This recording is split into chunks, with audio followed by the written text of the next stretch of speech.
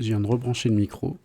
Je me suis aperçu que j'étais avant sur le micro de l'ordi. Et c'est un peu con quand on a un bon micro, de passer par le micro de l'ordi. Oui, c'est le petit truc là. Bon. Je viens de voir une super vidéo de Simon Dupastan qui revient sur ses boutiques et leur évolution. Et en fait, ça rejoint un peu ce que j'ai déjà vu, parce que je suis beaucoup le monde du jeu, par curiosité. C'est une de mes hobbies. Le vélo, la musculation et le monde du jeu. Et, euh, et en fait, je me suis demandé, ok, bon, enfin, dans sa conclusion, il dit, voilà, le monde évolue, et nous, tous les ans, tous les 5 ans, on doit vachement évoluer. Et là, je me suis dit, bah, ok, et j'ai un peu cette sensation-là au niveau de l'écriture. Je me dis, putain, les bouquins, ça fait combien de siècles qu'ils s'écrivent de la même manière? Est-ce que Internet a rebattu les cartes de la manière dont on écrit les livres? Alors, on utilise des nouveaux logiciels, mais au final, je me retrouve avec quoi? Je me retrouve avec un bout de papier relié. Ça n'a pas vraiment changé, quoi. Et pourtant, on a participé à des Twitter fictions. J'ai participé à des Twitter fictions, j'ai participé à d'autres trucs. J'ai vu Stéphane Dessienne qui avait fait aussi une tentative sur Mastodon. Donc on essaye de pousser en fait des histoires, parce qu'on est auteur, mais on n'est pas... on raconte des histoires, en fait. Finalement, peu importe comment elles arrivent à vous. Si elles arrivent par le biais d'Internet, pourquoi pas? Et ouais, j'ai pas de plan. Je me demandais, est-ce que aujourd'hui, avec tous les moyens de communication, tous les médias qu'on a à notre disposition, pourquoi finalement il y a très peu de narrations différentes? Pourquoi on essaye toujours de faire un livre, en fait? C'est bizarre. C'est bizarre d'avoir toujours cette sensation que le papier, ça reste le meilleur outil mémoriel ou le meilleur outil de transmission pour joindre quelqu'un. Après tout, on pourrait imaginer, je sais pas moi, splitter, diviser une histoire et puis l'envoyer par WhatsApp. Puisque tout le monde lit de toute façon. En fait, beaucoup de gens lisent, mais ils lisent beaucoup moins de narration qu'avant. Ils lisent vachement des messages, mais ils lisent pas forcément des bouquins. Et si le bouquin devenait des messages, est-ce qu'ils les liraient? Alors vous allez me dire, ouais, enfin bon, c'est quand t'as reçu 800 000 messages pour faire un bouquin de 400 000 signes, c'est un peu casse-couille. Oui, c'est sûr. Mais peut-être quelque chose à creuser de ce côté-là, je sais pas. Je sais pas, moi j'avais réfléchi aussi à une fiction sur Mastodon, mais la difficulté c'est de tenir le nombre de signes limitatif, quoi. C'est super chiant en fait. Parce qu'il faut mettre à la fois des hashtags pour qu'on sache que on est toujours dans le même truc, mais en même temps, il faut une indexation pour qu'on sache dans quel sens lire tous ces petits messages, parce que dans le flow continu, c'est pas évident, on peut facilement en louper, et puis après, on perd le fil, on pige plus rien.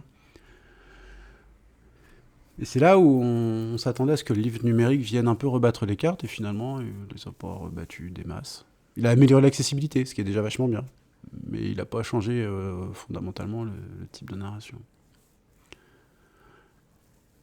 Voilà, c'est ce truc-là. Le monde a changé, la lecture a changé, les gens qui lisent ont changé, mais j'ai l'impression que le livre, lui, reste figé. C'est pour ça que je cherche un peu des fois des nouvelles manières de raconter ou des nouvelles grammaires visuelles dans les livres aussi. Parce que je me dis peut-être que la forme peut jouer. Je sais, quelqu'un avait montré un livre qui datait de plusieurs siècles où ils s'étaient amusés à faire semblant que le livre avait été grignoté. Rien que ça, c'était marrant. C'était marrant. Mais là, je sais pas, il y a quelque chose à expérimenter, quelque chose à creuser. Je sais pas. J'arrive pas à mettre la main dessus, mais c'est comme s'il y avait un manque. Tout reste figé. Tout reste figé, sauf le monde autour qui bouge. Mais le livre, lui, il est là, immuable, intemporel. Et est-ce que son intemporalité fait pas que petit à petit, il se coupe des gens? Parce que les gens, eux, ils changent. Et c'est peut-être ça qui fait qu'il y a de moins en moins de lecteurs. Parce que finalement, tout le monde a envie d'avoir des histoires, là, tous les trucs tous les streamings, là, les Netflix et compagnie, ils fonctionnent, ils ont plein d'abonnés. Alors peut-être que le biais va se faire avec le livre audio. Je crois que là, il y a un vrai succès en ce moment. Beaucoup de gens aiment qu'on leur raconte des histoires. Moi, j'avais écouté celle sur Alien, la rivière de souffrance, je crois, quelque chose comme ça, qui était incroyable, mais c'est plus vraiment un livre, on est dans la fiction audio, là. On n'est pas dans une espèce de lecture qu'on va s'approprier, on est dans autre chose. Mais il reste quand même le fait que ça reste une histoire. Mais le changement de média, là, il influe vachement.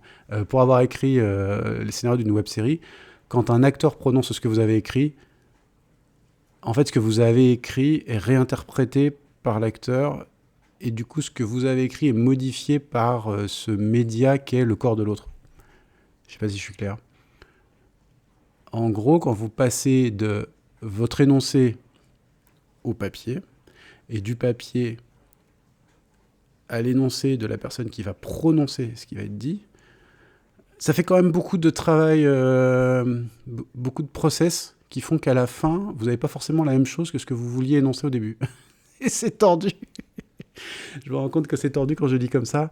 Mais en gros, à chaque fois qu'il y a un process de traitement, le message se différencie. Il peut être réinterprété, modifié. Alors ça ne veut pas dire qu'il s'appauvrit, hein. Il peut s'enrichir. Il peut, dans la manière dont il se différencie, ça peut être vachement intéressant aussi de voir comment l'autre s'est approprié ce que vous avez écrit. Mais c'est plus tout à fait ce que vous vouliez dire. Donc là, c'est un peu chiant.